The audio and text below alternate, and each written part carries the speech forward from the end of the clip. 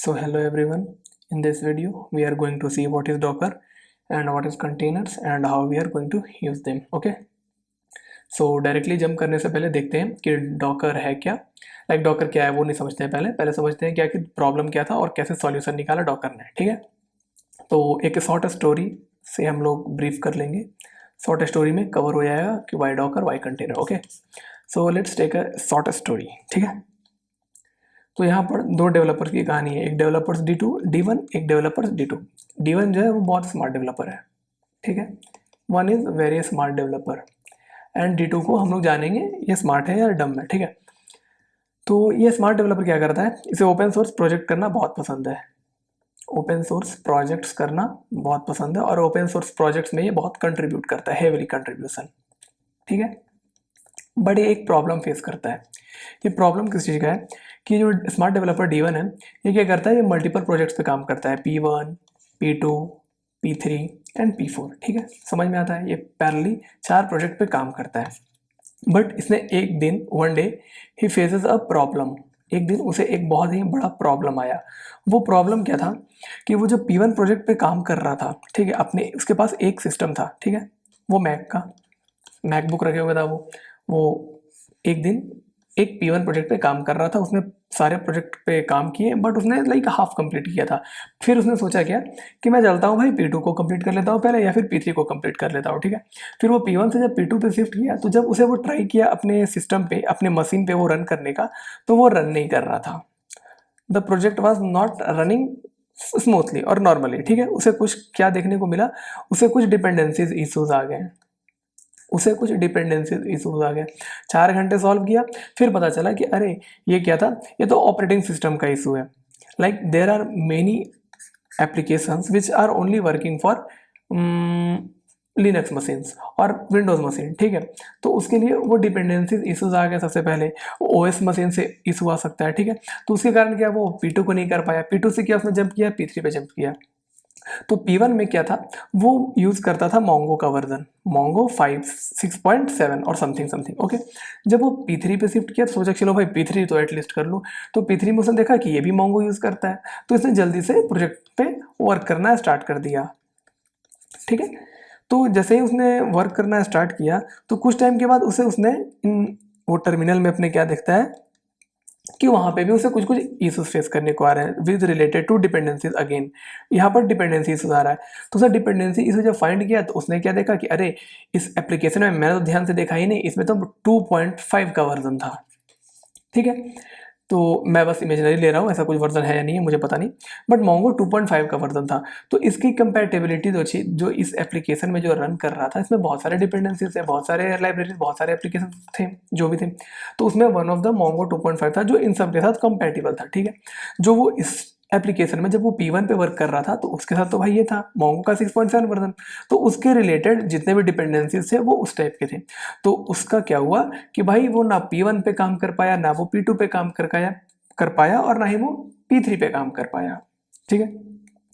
तो उसने क्या किया, सबसे पहला सॉल्यूशन तो ये था कि भाई वो बहुत सारे लैपटॉप लेता, कि भाई वो एक में मैक इंस्टॉल करता, एक में वो विंडोज़ इंस्टॉल करता, एक में वो लिनक्स इंस्टॉल करता और फिर से वो ओपन सोर्स कंटिन्यू करता. ठीक है. क्योंकि उसमें भाई बहुत सारे डिपेंडेंसीज इशू आ रहे थे, फिर होस्ट ऑपरेटिंग से इशू आ रहे थे, तो उससे बहुत सारे इशू आ रहे थे. या तो सॉल्यूशन नंबर 2 क्या था कि भाई या तो VM इंस्टॉल करो अपने में, या तो उस सिंगल मशीन में क्या करता, वो VM इंस्टॉल करता. तो भाई उसने VM इंस्टॉल कर लिया, बट VM इंस्टॉल करने के बाद उसका सिस्टम बहुत स्लो हो गया. ठीक है. बहुत स्लो, क्योंकि ऑब्वियसली जब आप एक मशीन के अंदर बहुत सारे वर्चुअल मशीन क्रिएट करते हो तो हार्डवेयर रिसोर्स एलोकेशन वगैरह करना पड़ता है. ठीक है. तो वो सब करने के कारण क्या हुआ, इसका मशीन स्लो हो गया. बट स्टिल आखिर इसकी भी तो कोई लिमिट है. ये कितने ही VMs इंस्टॉल कर लेगा, 1 VM, 2 VM, 3 VM, 4 VM, बहुत सारे VM को वो इंस्टॉल कर लेगा लेट से. तो अगर 10 भी इंस्टॉल करता है वो, तो उसके बाद उसका सिस्टम बहुत ही ज़्यादा स्लो हो जाएगा. ठीक है. तो क्या हुआ कि वो प्रोजेक्ट्स पे काम तो कर पड़ा था कि जो होस्ट ऑपरेटिंग सिस्टम था उसका तो इशू चला गया, बट स्टिल डिपेंडेंसीज थे. क्यों? क्योंकि उसे बार बार अगर वो लिनक्स मशीन पे ही काम कर रहा है और लिनक्स मशीन पे ही 4 प्रोजेक्ट्स हैं, 4 प्रोजेक्ट्स जो कि चारों प्रोजेक्ट में अलग अलग मोंगो के वर्जन यूज होते थे, तो वो इस मशीन में कभी इंस्टॉल करे कभी वो अनइंस्टॉल करे, तो इस तरीके से तो ये उसके लिए डेवलपमेंट करना बहुत मुश्किल हो रहा था। ठीक है, तो इसने अपने एक D2 फ्रेंड को बोला कि भाई तू भी तो ओपन सोर्स प्रोजेक्ट करता है, तो तुम कैसे कर रहे हो, लाइक यहाँ पर तो बहुत सारे प्रोजेक्ट है, तुम भी तो मल्टीपल प्रोजेक्ट्स हैंडल करते हो, P1 P2 P3 P4 and P5। तो उसने बोला कि हाँ मैं भी मल्टीपल प्रोजेक्ट पे काम करता हूँ। तो बोलता तो D1 ने बोला कि भाई तेरे को कभी ये सब कॉन्फ्लिक्ट्स नहीं आया क्या, डिपेंडेंसी का कॉन्फ्लिक्ट हो गया या फिर होस्ट ऑपरेटिंग मशीन का कॉन्फ्लिक्ट हो गया कि कोई एप्लीकेशन कोई प्रोजेक्ट मेरे मशीन पे वर्क ही नहीं कर रहा, तो उसे तूने कैसे सॉल्व किया। देन D2 ने क्या बोला कि भाई मैं तो D1 ने बताया कि मैं तो भाई VM यूज़ करता हूँ और VM काफ़ी स्लो है तो मेरे से हो नहीं पा रहा, बहुत स्लो हो गया है डेवलपमेंट। तो उसने बोला कि एक सॉल्यूशन है, उसने बोला कि मैं तो भाई कंटेनर्स यूज़ करता हूँ, कंटेनर्स यूज़ करता हूँ।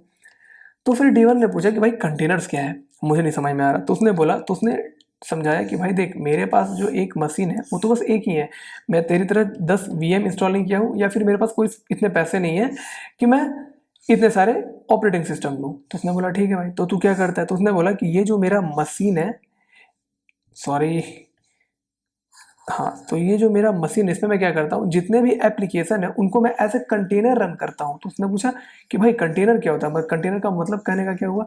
तो बोला कि भाई मेरा मशीन जो है एक ही मैकबुक है मेरे पास। मैंने बोला ठीक है भाई, बट मैं मल्टीपल प्रोजेक्ट्स रन कर सकता हूँ अपने सिस्टम में एक ही बार में।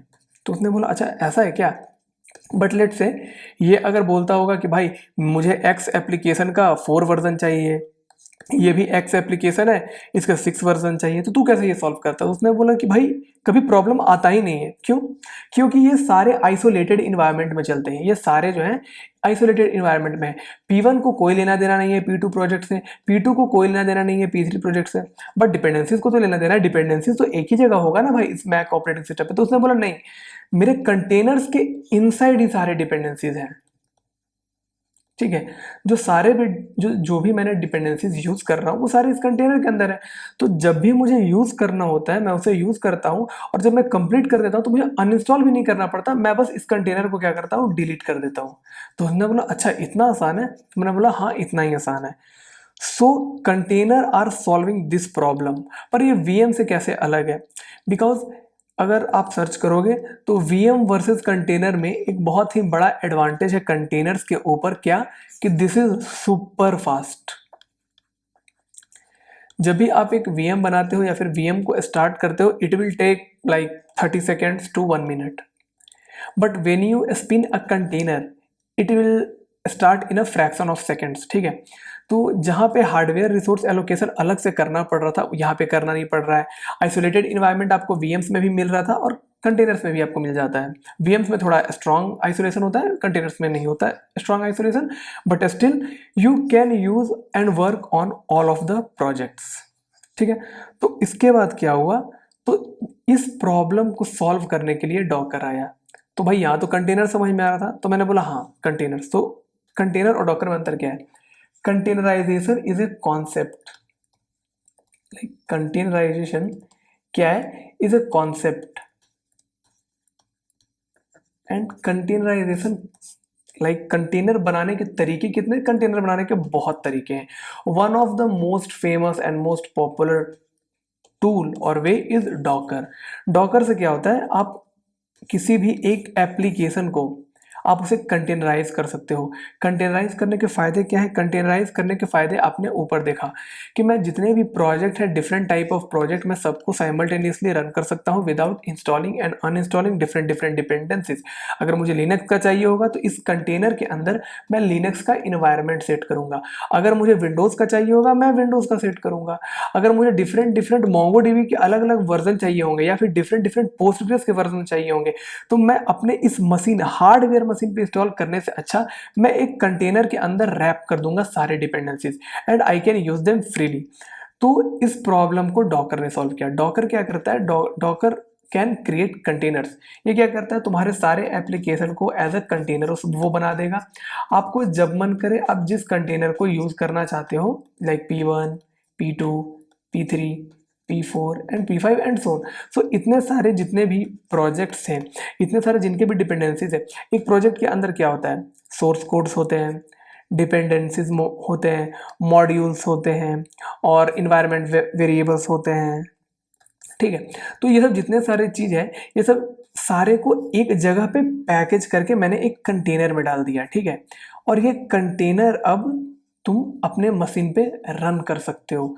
तो इससे फ़ायदा क्या हुआ कि अगर मैं 10 प्रोजेक्ट्स पे काम करना चाहता हूँ तो मेरे लिए कोई भी बैरियर नहीं है अब, ओके। मैं सारे प्रोजेक्ट पे बहुत फास्ट ही यूज़ कर सकता हूँ।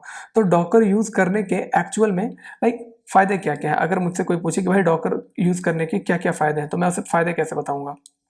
तो उसके फ़ायदे कुछ यूँ हैं कि Docker provides you portability, portability in sense of what, कि आप अपने कंटेनर्स को, लाइक ये जो कंटेनर है ना, इसको हर जगह पे आप रन कर सकते हो। अब ये जो प्रॉब्लम था ना कि this works on my machine not on yours, तो क्या हुआ कि आप अब क्या करो, अब आप अपने एप्लीकेशन को एज अ कंटेनर बना दो, कंटेनर, ठीक है। आप इसे एक कंटेनर में रैप कर दो।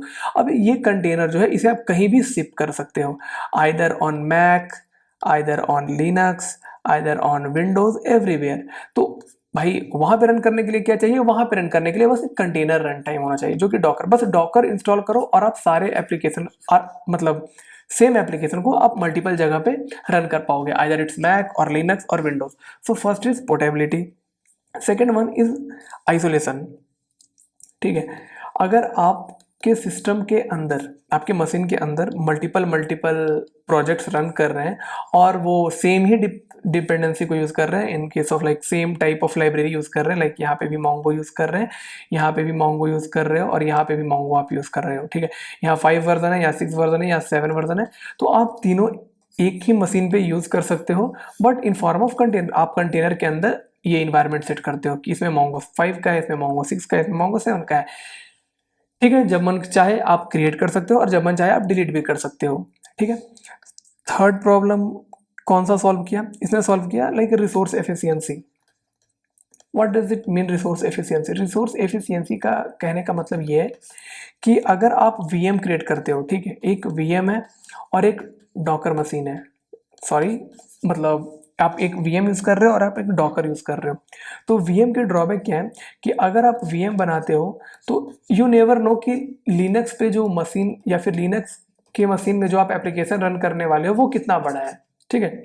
पता चला कि भाई मेरे जो ऐप का साइज है वो तो बस 500 MB ही लेता है, इसे तो बस एक ही CPU की ज़रूरत है, बट मैंने क्या किया, अपने VM बनाते वक्त मैंने इसे 2 CPU कर लिया था, ठीक है, और इसे मैंने 10 GB दे दिया था, तो some of the memories are wasted, ठीक है। तो बट डॉकर क्या होगा, ये कंटेनर की तरह होता है, ठीक है, सॉरी ये तो कंटेनर बना दिया कंटेनर, और ये उतना ही यूज़ कर रहा होगा आपके होस्ट ऑपरेटिंग सिस्टम से जितना इसे रिक्वायर्ड है। तो रिसोर्स एफिशिएंट भी है कि इंस्टेड ऑफ मेरा कुछ भी वेस्ट नहीं हो रहा है या फिर कोई भी चीज़ अंडरफ्लो नहीं हो रहा है ना ओवरफ्लो हो रहा है, ठीक है। फोर्थ फायदा क्या है कि वो तो सबको पता है, द मेन फायदा faster development and deployment. Faster development कि अब मैं 10 बार इंस्टॉल करूँ 10 बार अनइंस्टॉल करूँ, इससे अच्छा है कि मैं सारे एप्लीकेशंस को एज अ कंटेनर रन कर लूँ, ठीक है। और कंटेनर क्या बनाने की बस एक ही तरीका है, डॉकर क्या कंटेनर और डॉकर सेम है? मैंने बोला नहीं, containerization is a concept and Docker is one of the tool to make containers. अगर आप गूगल पे सर्च करोगे like how many different ways to make a container, then there are many ways, like one of the ways is docker, then there is also podman, and there are multiple environment like containerd है, वहाँ पे lxc containers होते हैं, Linux containers. तो बहुत तरीके के tools market में अवेलेबल हैं जो कि कंटेनर बनाते हैं, ठीक है। तो कंटेनर बनाने के हमने फायदे देख लिए कि आखिर कंटेनर क्या है और डॉकर क्या है, कंटेनर्स एंड डॉकर। तो ये समझ में आता है कि कंटेनर एंड डॉकर क्या है, ठीक है। नेक्स्ट वीडियो में हम लोग देखेंगे कि like how to install the Docker and how to setup, और स्टार्ट करते हैं फिर नेक्स्ट वीडियो से।